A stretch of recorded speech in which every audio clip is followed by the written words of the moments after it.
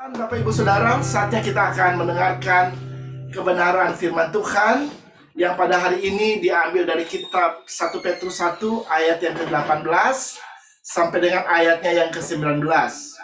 Sekali lagi khotbah pada hari ini diambil dari 1 Petrus 1 ayat 18 dan 19. Sebab kamu tahu bahwa kamu telah ditebus dari cara hidupmu yang sia-sia, yang kamu warisi dari nenek moyangmu, itu bukan dengan barang yang fana, bukan pula dengan perak atau emas, melainkan dengan darah yang mahal, yaitu darah Kristus yang sama seperti darah anak domba, yang tak bernoda dan tak bercacat. Bapak Ibu Saudara, tema kita pada hari ini adalah darah yang mahal. Sebelum saya melanjutkan khotbah saya pada hari ini, saya mengucapkan Happy Good Friday, ya. Selamat Hari Jumat Agung. Ya, saya percaya pada hari ini seluruh umat Kristen di seluruh dunia memperingati hari kematian daripada Tuhan Yesus. Ya, Hari Jumat Agung atau dalam bahasa Inggris Good Friday, Saudara. Kenapa kematian Yesus disebut Jumat Agung atau Good Friday? Jumat yang baik, karena hari kematian Yesus adalah hari di mana Tuhan menunjukkan keagungan dan kebaikannya kepada umat manusia, di mana Allah Bapa mengirimkan anaknya yang tunggal datang ke dunia ini dengan misi untuk menyelamatkan umat manusia. Yesus datang, dia mati di atas kayu salib, darahnya tercurah, sehingga dengan kematian Kristus, maka kita yang harusnya mati karena dosa-dosa kita boleh diselamatkan dan memperoleh hidup yang kekal. Saudara-saudara, kurang lebih 2000 tahun yang lalu Tuhan Yesus datang ke dunia ini dengan misi untuk menyelamatkan umat manusia. Dan untuk selesaikan misinya, dia harus rela menderita dan disalibkan. Darahnya tercurah di atas kayu salib dan dia harus mati di sana, saudara. Darah yang tercurah adalah darah yang mahal.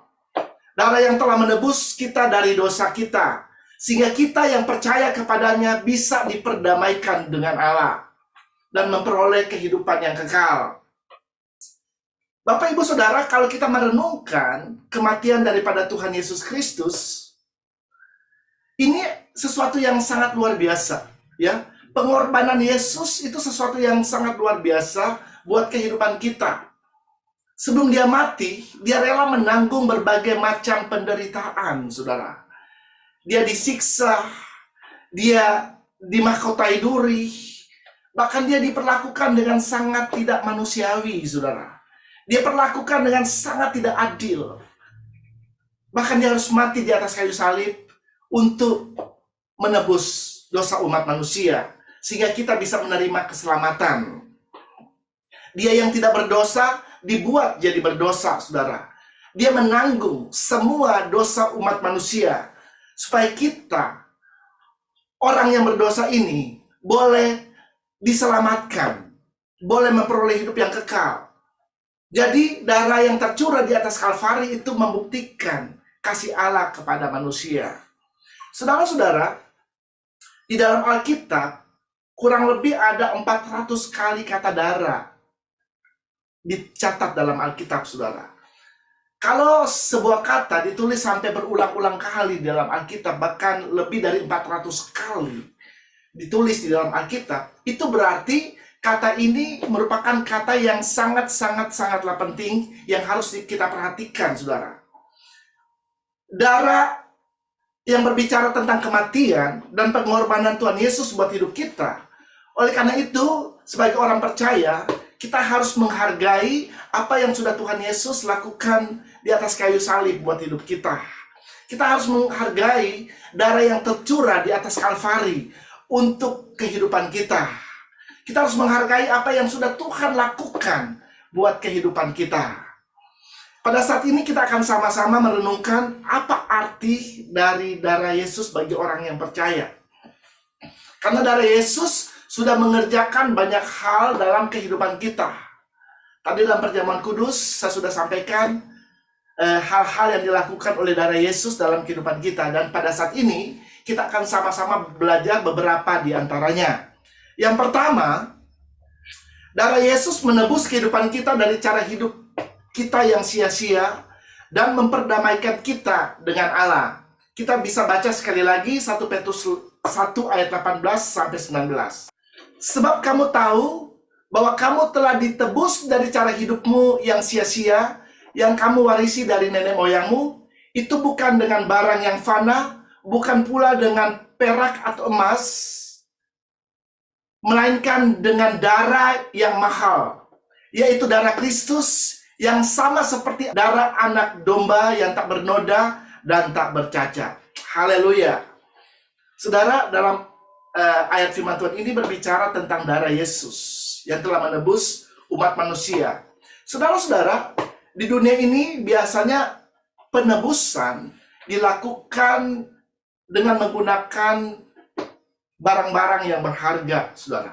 Ya, misalnya kalau Anda pernah mendengar tentang bajak laut di Somalia, ya, yang suka menangkap atau menculik orang-orang dari berbagai macam kewarganegaraan. Mereka diculik, ditangkap untuk diminta tebusan dari negaranya, saudara. Dan biasanya untuk menebus mereka itu, para bajak laut ini meminta suatu uang tebusan yang sangat besar, saudara. Ya, dan ada negara yang mau menebus, tapi ada juga yang menolak untuk menebus orang-orang yang ditangkap itu. Ya, dan kalau kita lihat juga di zaman dahulu, di zaman perbudakan, ada orang-orang yang diperbudak. Dan untuk supaya mereka bisa bebas, mereka harus ditebus terlebih dahulu dengan sejumlah uang, saudara. Ya, untuk membebaskan mereka menjadi orang-orang yang merdeka, saudara. Atau ditebus dengan barang-barang yang berharga. Nah, biasanya di dunia ini, orang menebus sesuatu dengan emas, perak, uang, atau barang-barang berharga lainnya. Dan itu semua sifatnya sementara.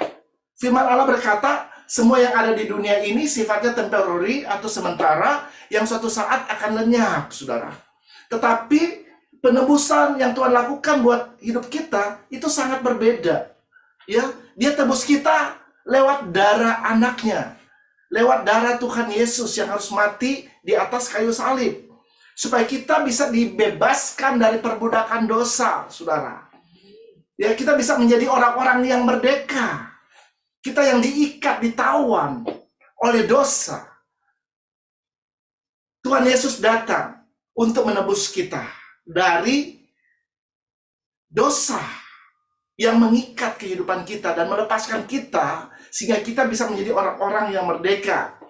Dan apa yang dilakukan oleh Yesus itu sifatnya kekal, bukan sifatnya sementara. Ya, Dia menebus hidup kita sekali untuk selama-lamanya. Kalau kita baca dalam ayat 18, coba kita lihat bahwa kamu telah ditebus dari cara hidupmu yang sia-sia yang kamu warisi dari nenek moyangmu. Saudara-saudara, apa arti dari firman Tuhan ini? Cara hidup yang sia-sia ini berarti suatu kehidupan yang tanpa arah atau suatu kehidupan yang tanpa tujuan, yang pada akhirnya akan membawa kita kepada kehancuran dan kebinasaan. Kita harus sadar ada yang namanya dosa yang diwariskan oleh nenek moyang dalam kehidupan kita. Sejak zaman Adam dan Hawa, ketika mereka memilih untuk jatuh dalam dosa, pada waktu itu, dosa masuk dalam kehidupan manusia. Dan ada yang namanya dosa warisan atau origin sin, saudara. Ya, dosa asal, dosa awal, saudara. Karena manusia pertama sudah melakukan dosa, akhirnya keturunan-keturunan yang dibawanya semuanya telah berbuat dosa, saudara. Ya, dosa itu turun terus dari keturunan, dari generasi kepada generasi yang ada di bawahnya. Karena sumbernya sudah dosa, saudara. Oleh karena itu, apa yang ada di bawahnya, turun-temurun, itu semua sudah menjadi berdosa. Kalau Anda membaca dalam Roma 3 ayat 23, semua orang telah berbuat dosa dan telah kehilangan kemuliaan Allah. Ya, jadi pada waktu Allah menciptakan manusia, manusia itu diciptakan serupa dan segambar dengan Allah. Tetapi karena dosa, akhirnya image Allah rusak dan kemuliaan Allah meninggalkan manusia. Kemuliaan Allah lenyap dari hidup manusia. Di dalam firman Tuhan ini dikatakan cara hidup kita sebelum kita mengenal Yesus atau mengenal Tuhan, itu adalah cara hidup yang sia-sia, saudara. Karena sebaik apapun kita hidup di dunia ini, tanpa Yesus ada dalam hidup kita, itu merupakan cara hidup yang sia-sia, saudara. Karena firman Allah berkata, bukan karena perbuatan baik kita diselamatkan, saudara. Kalau kita boleh mendapatkan keselamatan, itu karena perbuatan Tuhan, itu karena anugerah Tuhan di dalam hidup kita. Jadi sebaik apapun kita, tanpa Kristus hidup dalam hidup kita, kita tetap akan menjalani suatu kehidupan yang sia-sia, saudara. Ya, seorang bisa berhasil, seorang bisa sangat sukses di dunia ini, seorang bisa saja dia mempunyai harta kekayaan yang sangat banyak di dunia ini, tetapi tanpa mengenal Kristus, maka kehidupannya akan berakhir dengan kesia-siaan. Firman Tuhan dalam Matius 16 ayat 26, apa gunanya seorang memperoleh seluruh dunia tetapi kehilangan nyawanya, dan apakah yang dapat diberikannya sebagai ganti nyawanya? Saudara, dari firman Tuhan ini dijelaskan apa gunanya kita memperoleh seluruh dunia. Semua pencapaian-pencapaian kita yang ada di dunia ini, ataupun kita bisa memiliki apa saja yang ada di dunia ini. Tetapi kalau jiwa kita binasa, itu nggak ada gunanya, saudara. Ya, karena memang tanpa Yesus kita akan berakhir dengan kematian. Tanpa Yesus kita akan berakhir dengan kebinasaan, saudara. Jadi apapun yang kita miliki, apapun yang kita peroleh, itu semua menjadi sia-sia kalau pada akhirnya kita akan binasa, saudara. Puji Tuhan, Allah Bapa mengirimkan Tuhan Yesus ke dunia ini. Yesus datang, dia mati di atas kayu salib untuk menebus dosa kita. Darahnya yang tercurah di atas Kalvari itu memperdamaikan kita dengan Allah. Kita bisa baca itu dalam Kolose 1 ayat 20. Dan oleh dialah ia memperdamaikan segala sesuatu dengan dirinya, baik yang ada di bumi maupun yang ada di sorga. Sesudah ia mengadakan pendamaian oleh darah salib Kristus. Haleluya. Jadi Yesus datang, dia memperdamaikan hubungan kita dengan Allah yang tadinya rusak. Dia pulihkan itu, ya, dengan pengorbanannya di atas kayu salib, dengan darahnya yang tercurah di atas kayu salib, saudara. Saudara, hidup dalam dosa adalah hidup berseteru dengan Allah. Hidup yang bermusuhan dengan Allah, saudara. Ya, hidup di dalam dosa adalah hidup di dalam kutuk. Dan dosa itu memisahkan kita daripada Tuhan. Dan kehidupan dalam dosa itu akan membawa kita kepada kematian yang kekal atau maut, saudara. Eternal separation with God. Kita akan dipisahkan selama-lamanya dengan Tuhan. Ya, firman Allah berkata, upah dosa ialah maut. Apa itu maut? Maut itu adalah perpisahan dengan Tuhan selama-lamanya.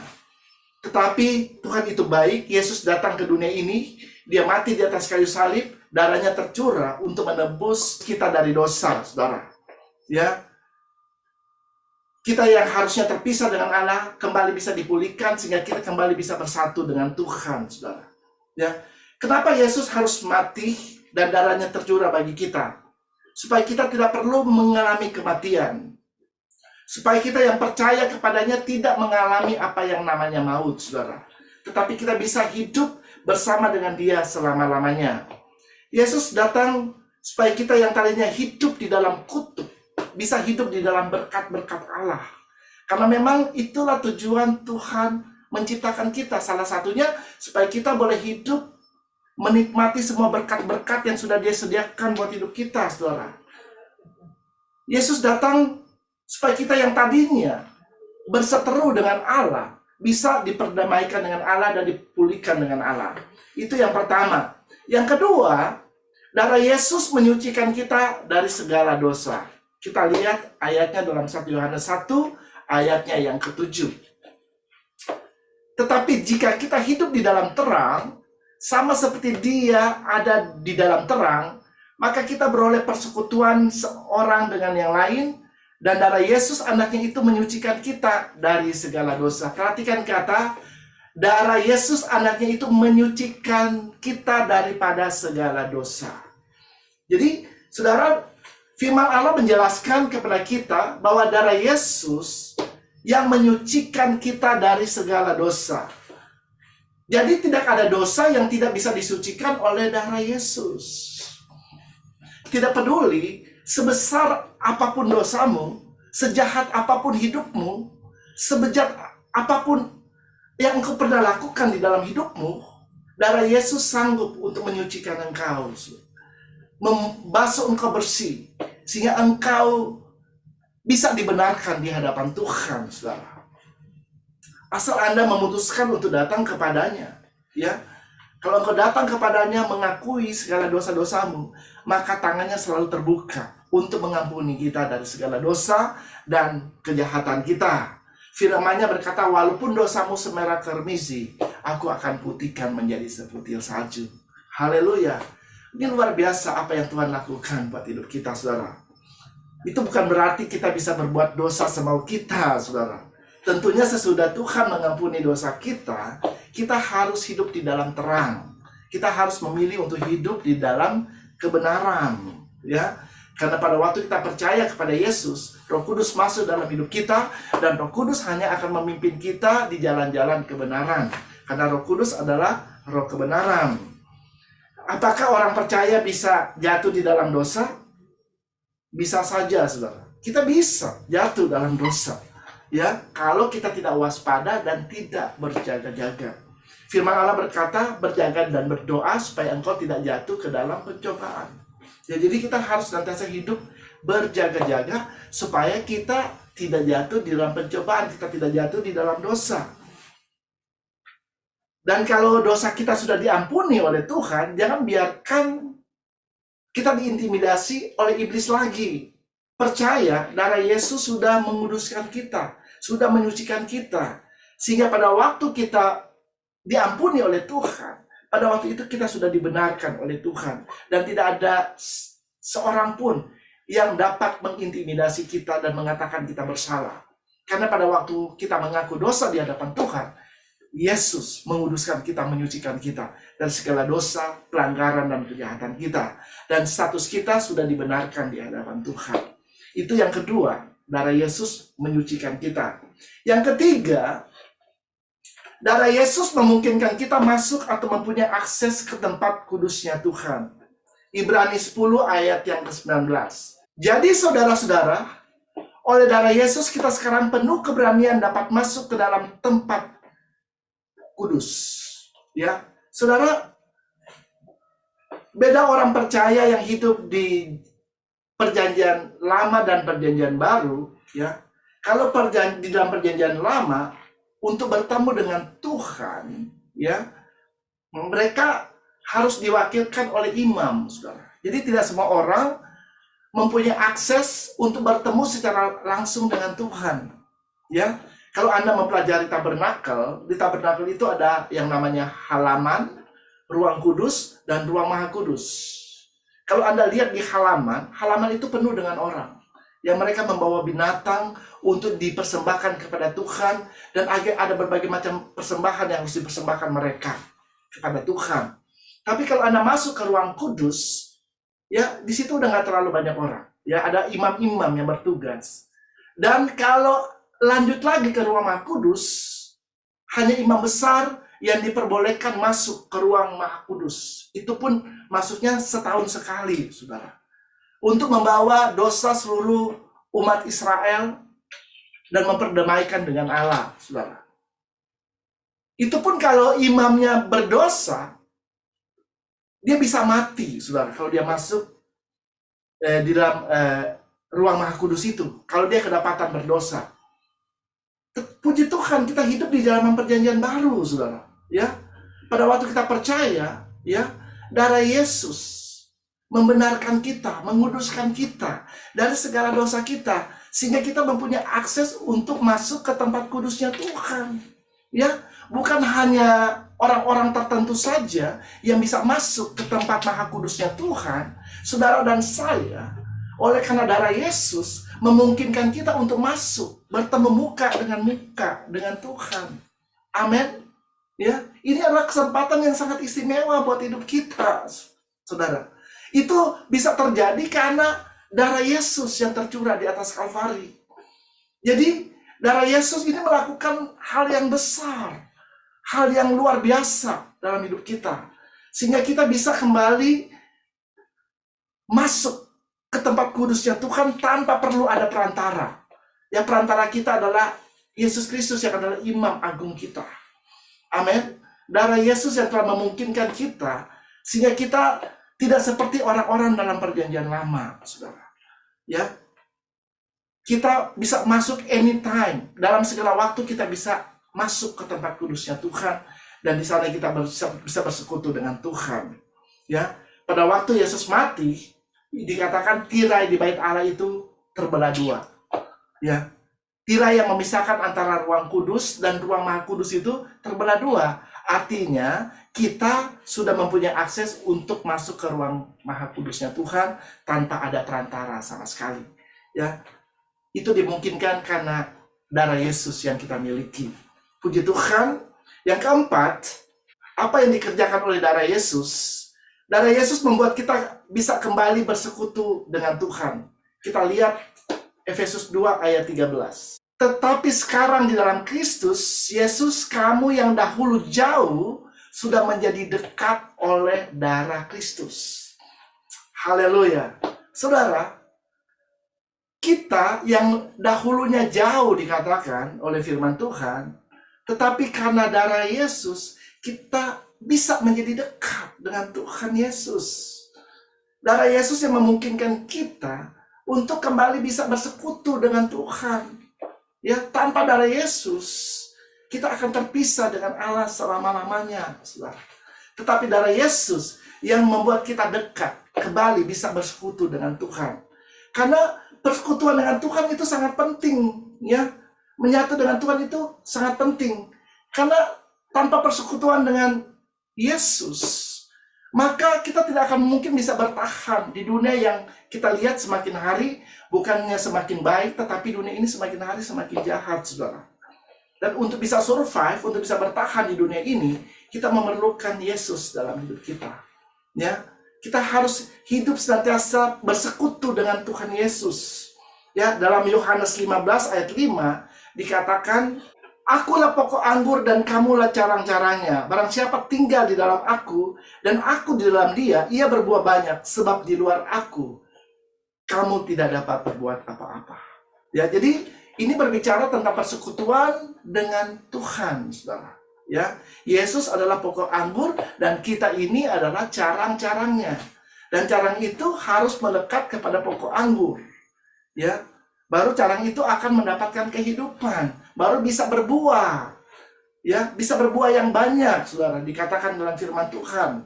Ya, artinya tanpa Tuhan kita tidak dapat berbuat apa-apa. Kita